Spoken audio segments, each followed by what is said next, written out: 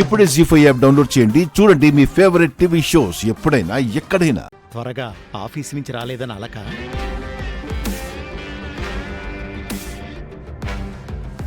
నీ కోపం ఎలా పోగొట్టాలో నాకు బాగా తెలుసు. ఇదిగో నీకోసం మహాలక్ష్మి బొటిక్ నుంచి చీర తెచ్చాను.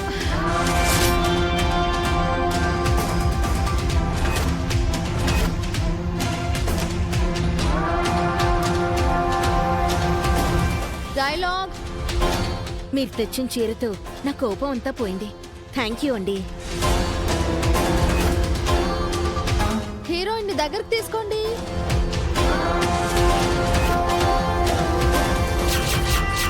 క్యాప్షన్ చెప్పండి. మీరు కూడా మహాలక్ష్మి బొటిక్లో చీరలు కొనండి, అన్యోన్య దంపతులుగా ఉండండి.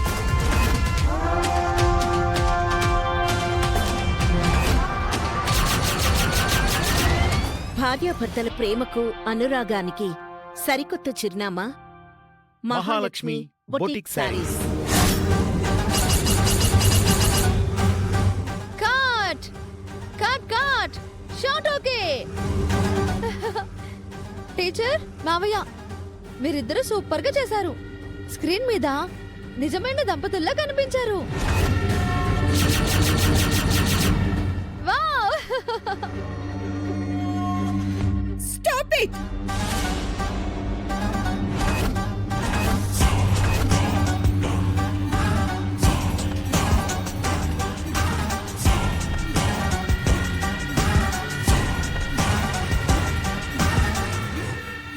ఏం జరుగుతుంది ఇక్కడ? ఆవిడ అలగడమేంటి, నువ్వు శారీ ఇవ్వడమేంటి? జనా, మీరిద్దరూ ఆదర్శ దంపతులేంటి?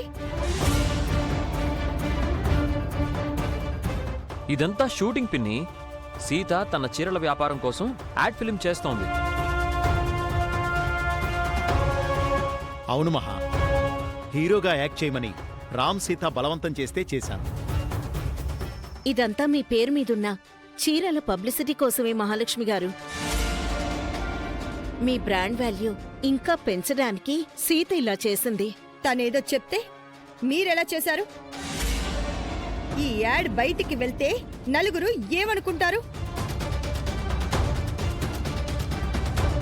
మేం కూడా అదే చెప్పాం మహా, కానీ సీత వినకుండా మొండిగా చేయిస్తుంది. నువ్వు వచ్చే వరకైనా ఆగలేదు వదినా. మాకెవరికీ చెప్పకుండా ముందే ప్లాన్ చేసి యాడ్ తీసింది.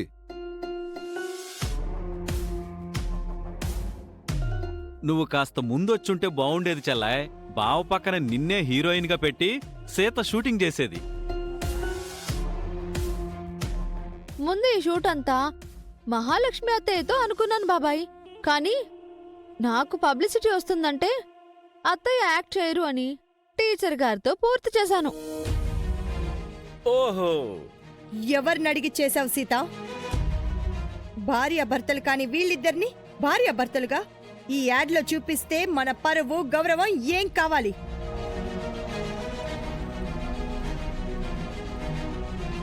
జీ5 యాప్ డౌన్లోడ్ చేసి అన్ని ఎపిసోడ్స్ పూర్తి ఉచితంగా చూడండి.